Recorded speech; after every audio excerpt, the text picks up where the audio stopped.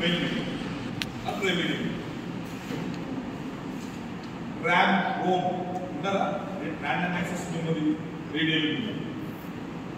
Okay? These are the main memories and primary memory. Secondary memory is secondary storage devices like pen drive, hard disk.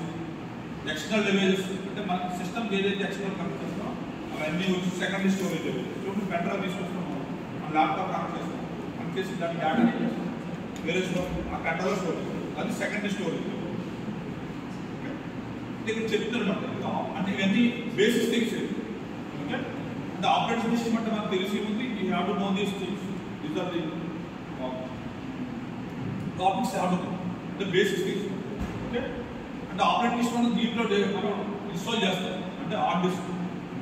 Hardware and hard disk processor. CPU motherboard some components. Processor. Intel i3, i4 processor install time setting laptop.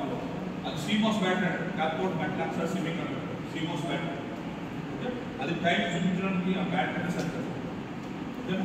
Next, SMPS switch mode power supply.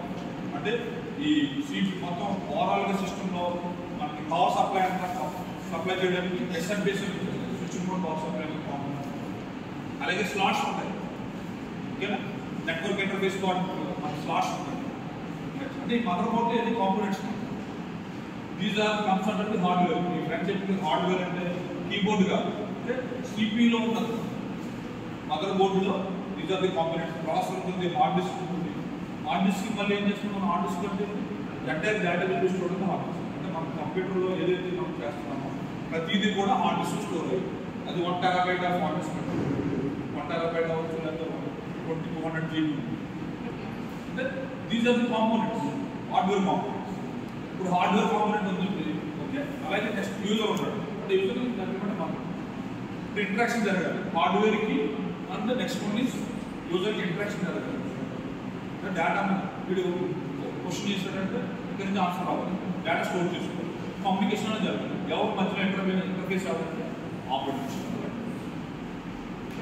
Interface user key computer hardware interface communication అంటే డేటాని user నుంచి hardware నుంచి user కి transfer చేస్తుంది అంటే communicate చేస్తుంది.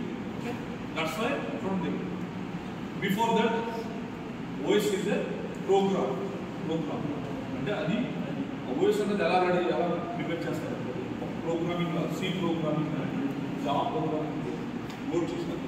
OS అనేది మీకు ప్రిపేర్ చేస్తారు రెడీ చేస్తారు కోడింగ్ ప్రోగ్రామింగ్ ఓఎస్ అనేది మనం ఇన్స్టాల్ చేయాలంటే బ్యాక్గ్రౌండ్ సోర్స్ కోడ్ చూస్తే దాన్ని మనకి సి ప్రోగ్రామింగ్లో ఉంటుంది C++లో ఉంటుంది.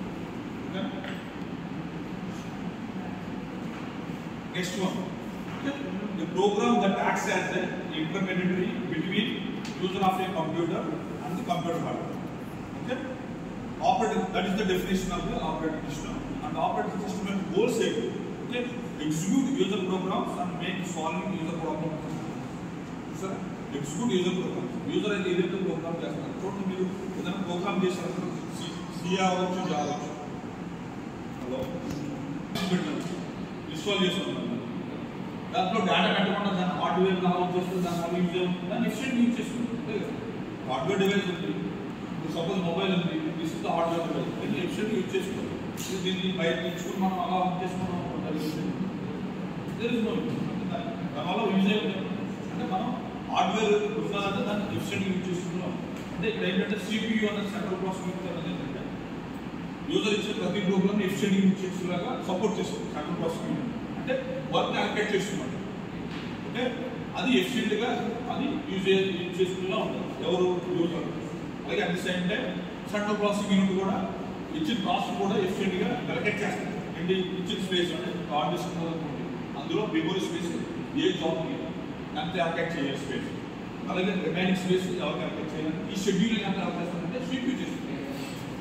నెంబర్ ఆఫ్ ప్రోగ్రామ్స్ ఎగ్జిక్యూట్ చేసుకోవాలి. ఈ ప్రోగ్రామ్ దీనికి స్టోర్ అవ్వాలి ఈ స్పేస్లో స్టోర్ అవ్వాలి ఈ ప్రోగ్రామ్ ఈ స్పేస్లో స్టోర్ అవ్వాలి ఈ టాస్క్ అన్నది ఇప్పుడు జరగాలి. ఇదంతా షెడ్యూల్ ఎవరు చేస్తారంటే CPU చేస్తుంది. CPU ఎప్పుడు ఐడియల్గా ఉంటుంది is always busy with the work. దాన్ని ఐడియల్ ఉంచుకోవచ్చు.